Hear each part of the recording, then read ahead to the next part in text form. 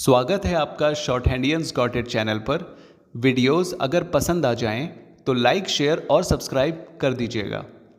Latest dictation और job notifications को पाने के लिए बेल आइकन प्रेस कर दीजिएगा ताकि आपको टाइम पे आपकी डिक्टेशंस मिल सकें।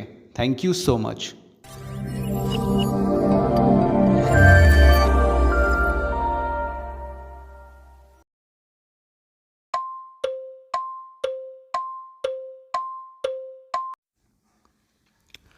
Ready? Start. For a moment, refer to an event which took place yesterday, that is the passing of the resolution at the General Assembly of the United Nations, and express my appreciation and my government's appreciation of the way our delegation has functioned in this matter, and our appreciation of all those nations of the United Nations.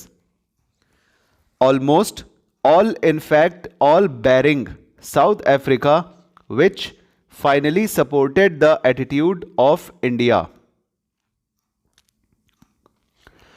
One of the pillars of our foreign policy repeatedly stated as to fight against racial discrimination, to fight for the freedom of suppressed nationalities.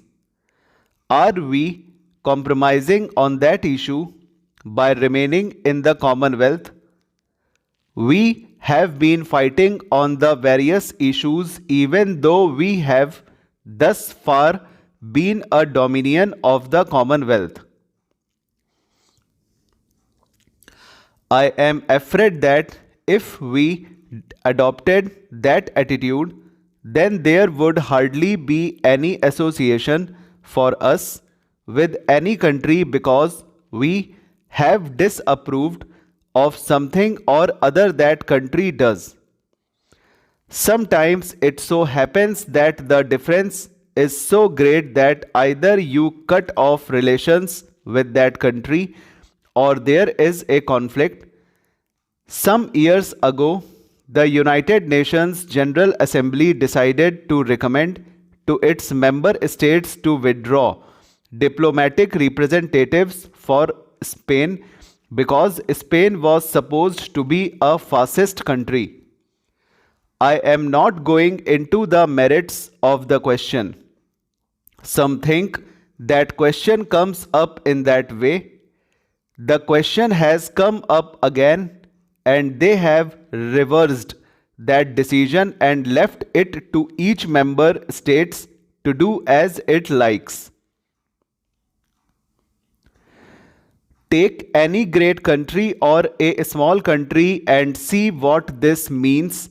You do not agree with everything that the Soviet Union does. Therefore, why should you have representation there, or why should you have a treaty of alliance in regard to commercial or trade matters with it? You may not agree with some policies of the United States of America, therefore you cannot have a treaty with them. That is not the way nations carry on their foreign policy or any policy. The first thing to realize, I think, is that there are different ways of thinking, different ways of living, and different approaches of life in different parts of the world. Most of our troubles arise from one country imposing its will and its way of living on other countries. It is true that no country can live in isolation because the world as constituted today is progressively becoming an organic whole. If one country living in isolation does something which is dangerous to the other countries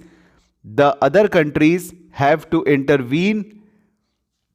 To give a rather obvious example, if one country allowed itself to become the breeding ground of all kinds of dangerous diseases, the world would have to come in and clear it up because it could not afford to allow disease to spread all over the world.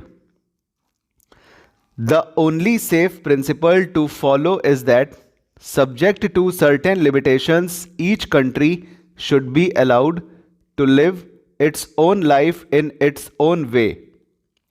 There are at present several ideologies in the world, and major conflicts flow from these ideologies, which we will consider later.